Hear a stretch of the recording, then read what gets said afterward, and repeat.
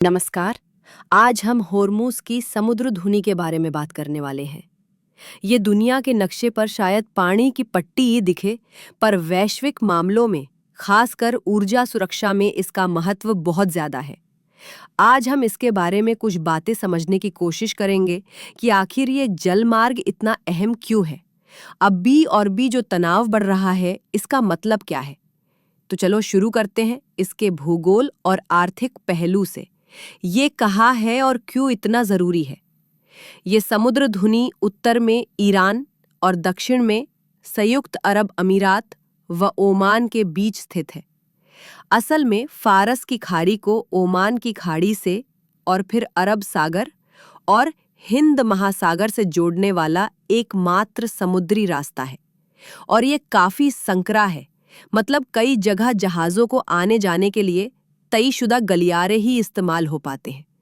सोचिए इस पतली सी जगह से दुनिया का कितना माल गुजरता है। इसकी लंबाई लगभग 39 किलोमीटर और चौड़ाई सबसे संकीर्ण स्थान पर केवल 33 किलोमीटर यानी 21 मील ही है। शिपिंग लेन 2-3 किलोमीटर चौड़ी धाराएं, एक इनबाउंड और एक आउटबाउंड के बीच में 2 किलोमीटर का बफर जोन। अब हम देखते हैं कि इसका आर्थिक महत्व क्या है। विश्व के समुद्री तेल व्यापार का लगभग 20 से 30% हिस्सा इसी मार्ग से होकर गुजरता है। प्रतिदिन औसतन 17 से 20 मिलियन बैरल तेल इस मार्ग से परिवर्तित किया जाता है। जिन देशों की निर्भरता इस पर अधिक है वो है एशियन और यूरोपियन देश। Saudi Arab, Iraq, UAE, Kuwait, Qatar, Iran, ये सभी तेल उत्पादक देश अपने एक्सपोर्ट के लिए इसी जलमार्ग पर निर्भर है। ये रास्ता तरल प्राकृतिक गैस एलएनजी के लिए भी महत्वपूर्ण है, विशेष रूप से कतर के लिए, जो दुनिया का सबसे बड़ा एलएनजी निर्यातक है। ये दुनिया के एनर्जी सप्लाई की नब्ज है एक तरह से, इसलिए इसका रणनीतिक और सैन्य महत्व भी जबरदस्त है।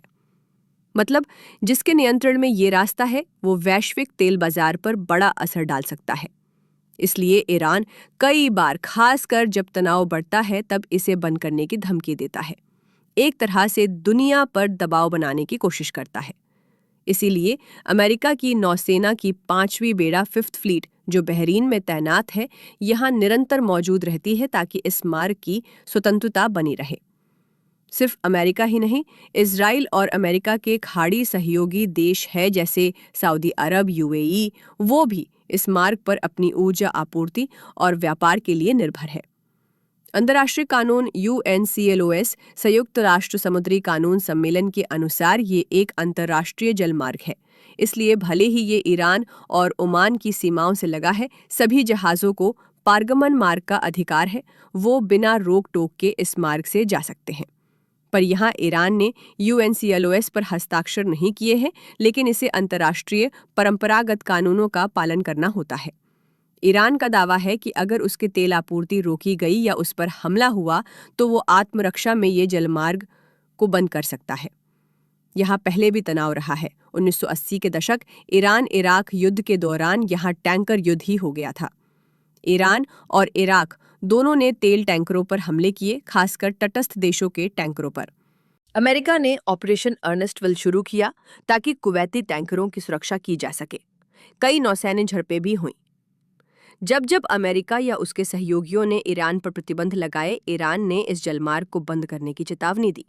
2019 में अमेरिका के ईरान पर प्रतिबंध बहुत ज्यादा हुए, तब तनाव बहुत ज्यादा बढ़ा।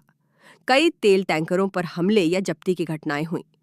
यूके और ईरान के बीच टैंकरों को लेकर ये तनाव और बढ़ा।